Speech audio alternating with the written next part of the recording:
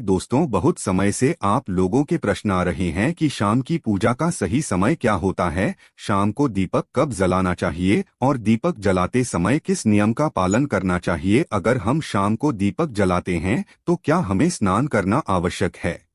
मतलब शाम की पूजा बिना स्नान किए कर सकते हैं या नहीं कर सकते हैं, और शाम को घर में कितने दीपक प्रज्वलित करने चाहिए, कहाँ कहाँ दीपक प्रज्वलित करना चाहिए, दीपक जलाने का मंत्र क्या होता है, घर की परेशानियों को दूर करने के लिए और किसी विशेष मनोकामना को पूर्ण करने के लिए दीपक किस प्रकार से प्रज्वलित करना चाहिए। तो आज की जो वीडियो है पूरी तरह से संध्या वंदन पर आधारित है। शाम के समय जो आप संध्या वंदन करते हैं, पूजा आराधना करते हैं, दीप प्रज्वलित करते हैं, वह किस प्रकार से आपको करना है, किस नियम का पालन करना है। मतलब आज की वीडियो पूरी तरह से आपके प्रश्नों पर आधारित है, जिनका उत्तर मैं आपको शास्त्रों के अनुसार देने का पूरा प्रयास करूंगा। तो वीडियो को पूरा जरूर देखें, और अगर आपको आज की वीडियो अच्छी लगे तो इसे लाइक जरूर कीजिए, क्योंकि आपके लाइक्स और आपके कमेंट मेरे लिए बहुत महत्वपूर्ण होते हैं। यह एकमात्र जरिया है जिससे मुझे पता चलता है कि आपको यह वीडियो अच्छी लगती है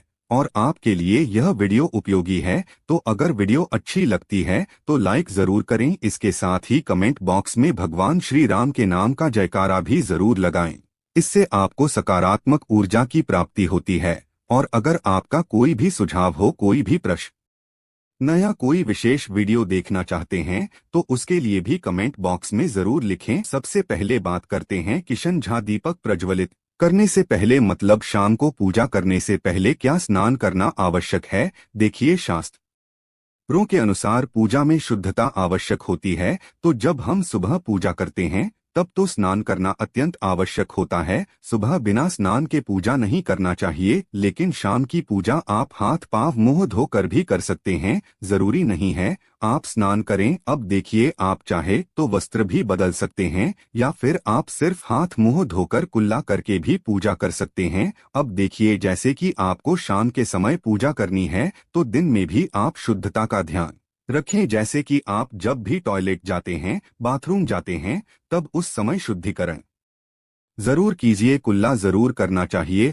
हर बार जब आप बाथरूम जाते हैं। तो अगर आप दिन भर शुद्धिकरण का ध्यान रखते हैं तो शाम के समय बिना स्नान किए भी सिर्फ हाथ पांव की पूजा कर सकते हैं, और चाहे तो स्नान भी कर सकते हैं। जैसे कि गर्मियों के दिन है तो शाम के समय भी आप स्नान करके पूजा कर सकते हैं।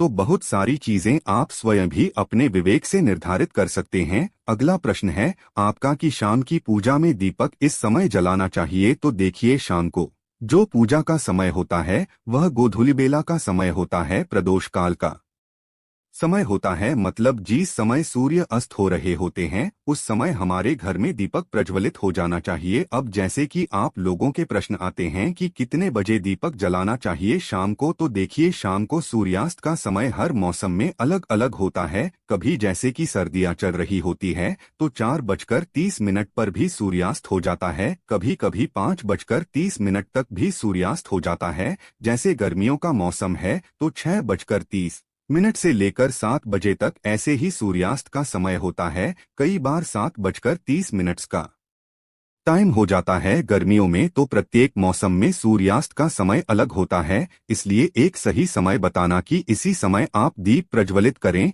यह तो बहुत मुश्किल होगा और यह ठीक भी नहीं होगा। एक ही समय पर हर बार हम दीप प्रज्वलित नहीं कर पाएंगे, इसलिए संध्या काल का ध्यान रखिए। जब संध्या काल का समय होता है मतलब जब सूर्य अस्त हो रहा होता है, उस समय आप अपने घर में दीपक प्रज्वलित कर दीजिए। और अब बात करते हैं कि कितने दीपक आपको अपने घर में प्रचलित करने चाहिए प्रतिदिन। शास्त्रों के अनुसार संध्या काल में प्रतिदिन अपने घर के मुख्य द्वार पर एक दीपक जरूर जलाना चाहिए। इससे क्या होता है, देखिए, शास्त्रों के अनुसार शाम के समय संध्या काल में लक्ष्मी माता और उनकी बहन दरिद्रता दोनों ही भ्रमण पर निकलती है। तो जिस घर के मुख्य द्वार पर दीपक प्रज्वलित होता है उस घर में माँ लक्ष्मी प्रवेश कर जाती है, और जिस घर के मुख्य द्वार पर दीपक नहीं जल रहा हो उस घर में दरिद्रता प्रवेश कर जाती है। तो इसलिए माँ लक्ष्मी का प्रवेश आपके घर में हो, इसके लिए घर के मुख्य द्वार पर एक दीपक जरूर प्रज्वलित करना चाहिए। और हाँ, घर के मुख्य द्वार पर जो दीप प्रज्वलित किया जाता है। संध्या काल में इसके बहुत सारे फायदे शास्त्र में बताए गए हैं। शास्त्रों के अनुसार संध्या काल में जिस घर के मुख्य द्वार पर दीप प्रज्वलित होता है उस घर में किसी भी प्रकार की नकारात्मक ऊर्जा प्रवेश नहीं करती है। कोई भी वास्तु दोष आपके घर में हो, अगर आप मुख्य द्वार पर दीप प्रज्वलित करते हैं तो समस्त प्रकार के वास्तु दोष से मुक्ति मिल जाती है। और अगर आपके घर में पितृदोष है जिसकी वजह से परेशानियां आपके घर में बनी हुई है तो घर के मुख्य द्वार पर जो हम दीप प्रज्वलित करते हैं इससे घर का पितृदोष भी समाप्त हो जाता है। और इसके अलावा घर में किसी भी प्रकार की अशांति रहती हो या फिर आपके घर में बीमारियां बहुत रहती है, कलर रहता है, आर्थिक तंगी रहती है, तो घर के मुख्य द्वार पर हम दीप प्रज्वलित करते हैं तो समस्त प्रकार की परेशानियों से, दुखों से आपको मुक्ति मिल जाती है। इसलिए घर के मुख्य द्वार पर दीप प्रज्वलित करना अत्यंत आवश्यक होता है। तो शास्त्रों के अनुसार घर के मुख्य द्वार पर एक दीपक अवश्य ही होना चाहिए। और बात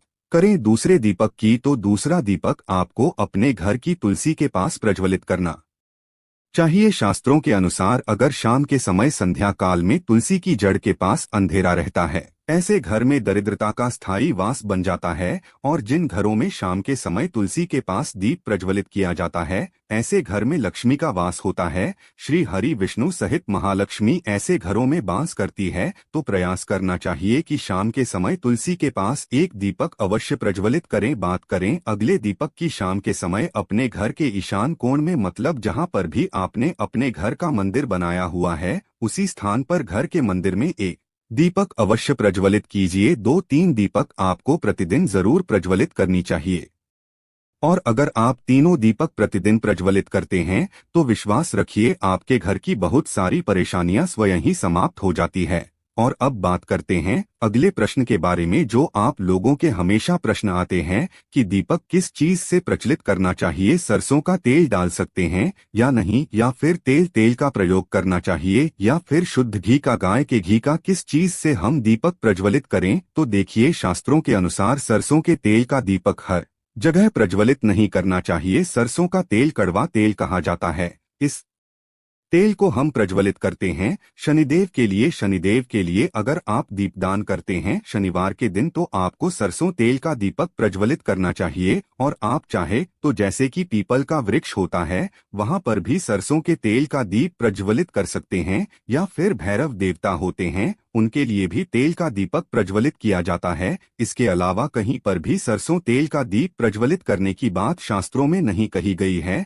शास्त्रों के अनुसार घर में ज्योति प्रज्वलित किया जाता है या किसी भी देवता के निमित्त जो हम दीप प्रज्वलित करते हैं उसमें गाय का घी डालकर ही प्रज्वलित करना चाहिए। अब देखिए, ऐसे समय में जबकि गाय का शुद्ध घी नहीं मिल पाता है तब हमें क्या करना चाहिए। तब आपको गाय के घी के नाम पर जो भी घी मिल जाता है या फिर शुद्ध घी मिल जाता है उसका प्रयोग कर सकते हैं, या फिर आप चाहें तो तेल का दीप प्रज्वलित कर सकते हैं। तो प्रतिदिन जो आप दीपक प्रज्वलित करते हैं अपने घर में, चाहे आप घर के मुख्य द्वार पर प्रज्वलित करें या फिर तुलसी के पास प्रज्वलित करते हैं या फिर घर के ईशान कोण में प्रज्वलित करते हैं, सभी दीपक आप तिल के तेल या शुद्ध घी का प्रज्वलित करें। और हाँ, जब आप दीपक प्रज्वलित करते हैं जैसे कि मुख्य द्वार पर ज्योति प्रज्वलित करेंगे या फिर तुलसी के पास दीप प्रज्वलित करते हैं या फिर घर में भी जो दीप प्रज्वलित किया जाता है, तो ध्यान रखना चाहिए एक चीज का, कभी भी दीपक को सीधे जमीन पर नहीं रखा जाता है। दीपक रखते समय प्रतिदिन दीपक के नीचे थोड़ा सा आप चाहे तो चावल रख सकते हैं या फिर आप चाहे तो थोड़े से पुष्प रख सकते हैं। और हाँ, अगर आप दीपक के नीचे चावल रखते हैं तो इस बात का आपको ध्यान रखना है कि चावल अखंडित होना चाहिए, क्योंकि ऐसा माना जाता है कि अगर टूटे हुए चावलों का प्रयोग हम पूजा में करते हैं किसी भी प्रकार से, चाहे दीपक के नीचे रखकर करते हैं या फिर अक्षत के स्वरूप में करते हैं, तो इससे घर में दरिद्रता आती है। इसलिए अखंडित चावल होने चाहिए अगर आप दीपक के नीचे रखते हैं तो। और जैसे कि कई लोगों के प्रश्न आते हैं कि प्रतिदिन जो दीपक के नीचे हम चावल रखेंगे तो उस चावल का अगले दिन क्या करना चाहिए। तो अगले दिन उठाकर आप पक्षियों को डाल दीजिए, पक्षी उसे खा जाते हैं। और घर में जो आप ईशान कोण में दीप प्रज्वलित करते है, मतलब घर के मंदिर में जो दीपक प्रज्वलित किया जाता है उस दीपक को आप किसी पात्र में भी रख सकते हैं। जैसे कि एक छोटी सी प्लेट ले लीजिए, उसी प्लेट में दीपक रख दीजिए और उस दीपक को हम प्रज्वलित करते हैं।